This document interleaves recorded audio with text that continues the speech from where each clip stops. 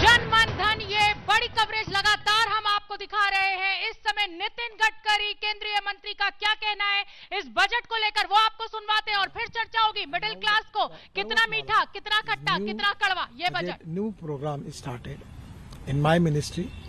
Now it is ropeway, cable car, vernacular railway. Now I feel that particularly the public transport of electricity by using ropeway, cable car will be a great gift for the area, particularly hill area of the country.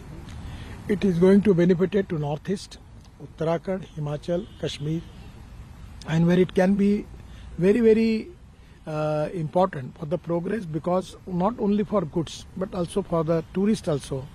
This can create more employment potential. I am really happy that this budget is very historical and it is to be given new vision to new India. तो middle class को ये budget कैसा लगा, इस पर चर्चा करें। उससे पहले संजीव मेहता जो कि फिक्की के मेंबर हैं, उनका क्या मानना है इस बजट को लेकर, वो सुन लेते हैं। हर बार जो है फाइनेंस मिनिस्टर को बजट भी बैलेंस करना पड़ता है। हम चाहते थे कि लोगों के हाथ में और पैसा मिले, इसलिए मैं बोल रहा हूं कि हमें मनरेगा का आउटले देखना होगा क्या है।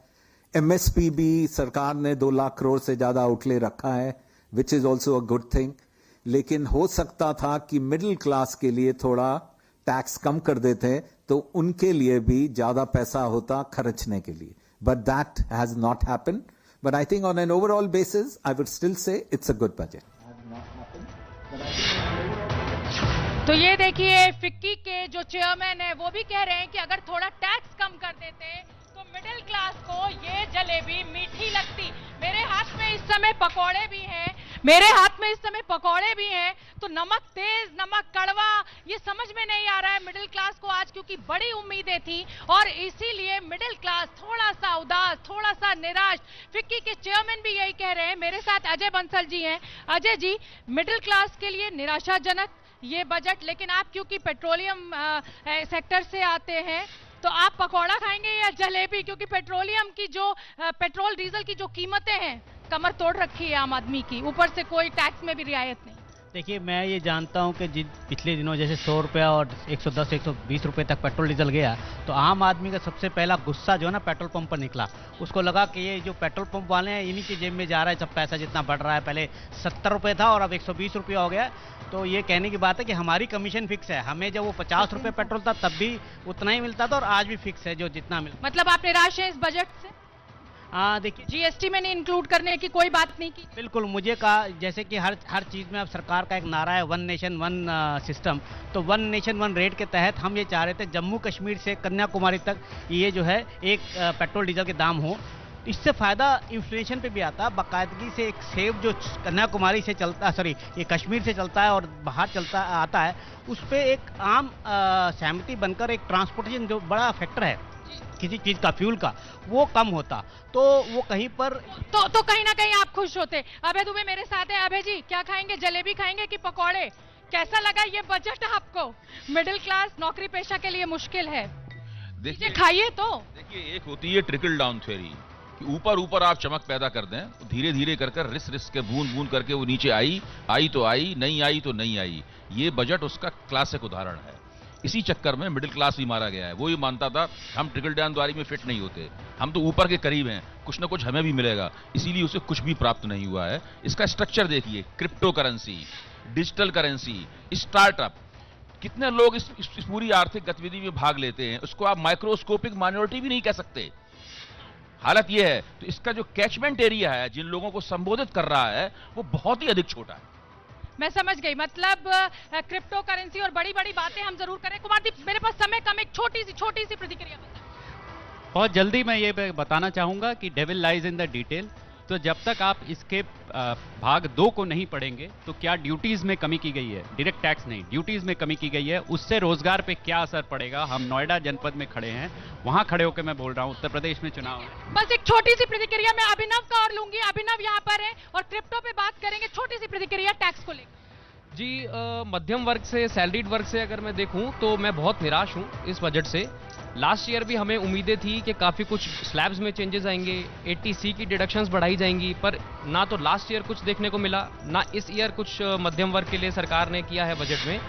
क्रिप्टो करेंसीज जो बहुत टाइम से बहुत पॉपुलर हैं, उस पर ज़रूर टैक्स लगाया है 30% का, और वो सही है, लगाना भी चाहिए, पर मध्यम वर्ग के लिए अगर कुछ कर देते तो थोड़ा सा अगर मध्यम वर्ग के लिए कुछ कर देते तो ये जलेबी जो इस समय मैं खाने जा रही हूँ वो और मीठी लगती। और एक बड़ी खबर आज इस बजट से ये भी निकलकर सामने आई है क्रिप्टो करेंसी को लेकर और डिजिटल करेंसी को लेकर, उसके मायने मतलब को समझने का प्रयास करेंगे। और ये जो हमने यहाँ पर स्टॉल सजाए हैं, तो चाय के स्टॉल पर हम मौजूद हैं। और आकाश जी, सबसे पहले तो थोड़ा बेसिक डिफरेंस बता दीजिए दोनों में क्या है, डिजिटल में और क्रिप्टो करेंसी की जो बात। देखिए, क्रिप्टो करेंसी और डिजिटल करेंसी अलग अलग चीजें हैं।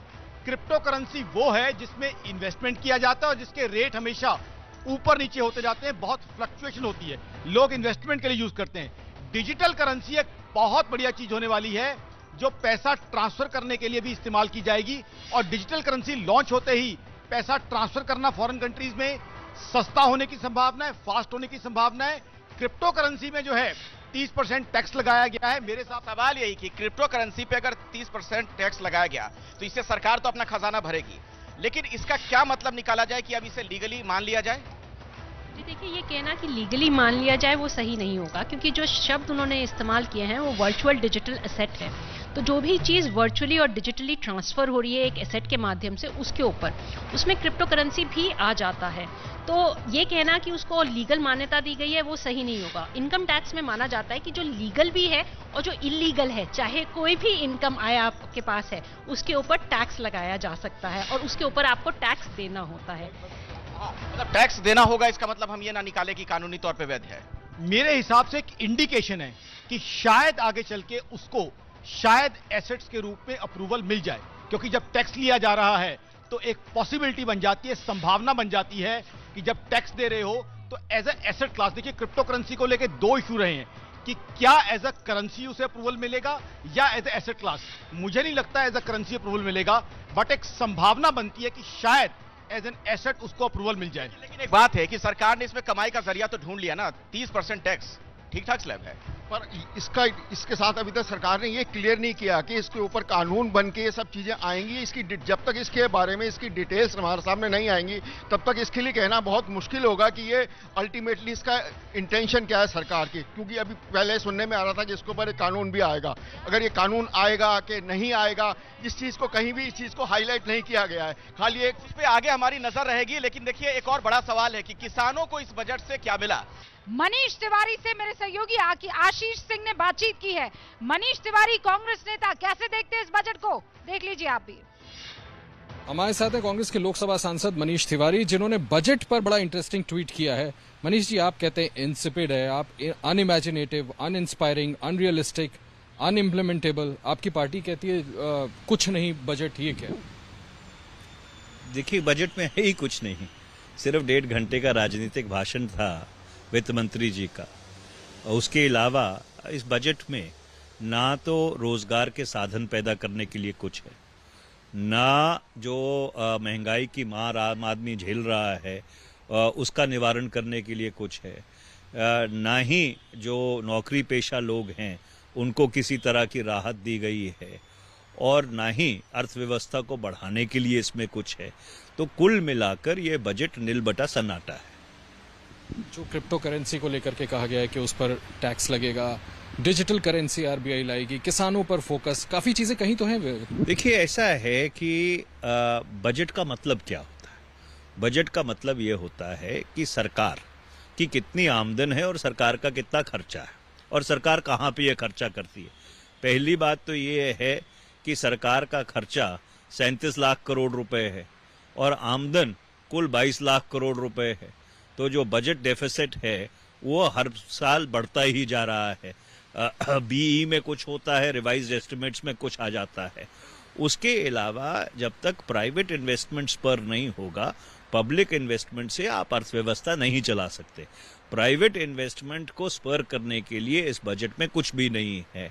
हाँ, राजस्व इकट्ठा करने का एक तरीका है कि भाई क्रिप्टो करेंसी के ऊपर इकट्ठा करने का। तो सरकार ये कह रही है के आने वाले सुनहरे भारत के लिए ये कदम उठाता बजट है, लेकिन यहाँ कांग्रेस का कहना है ये नील बटा सन्नाटा है। और शशि थरूर ने कुछ देर पहले कहा था कि ये गीला बम है, पटाखा है जो फूटता नहीं है, बस नाम का पटाखा है। अब हर एक फ्रेटर्निटी से बस इस थोड़े से अंतराल के बाद आपके सामने वो शख्स होगा, चाहे वो किसान हो, चाहे वो डॉक्टर हो, चाहे वो राजनीतिक विश्लेषक हो, चाहे वो राजनेता हो, चाहे वो टीचर हो, चाहे वो पेट्रोलियम जगत से ताल्लुक रखने वाली कोई शख्सियत हो, हर कोई और एक आम खास आदमी यहाँ पर मौजूद आपको स्टेज पर नजर आएगा। एबीपी न्यूज के इस मंच से वो बताएगा कि उसे बजट कैसा लगा। बने रहिए एबीपी न्यूज के साथ।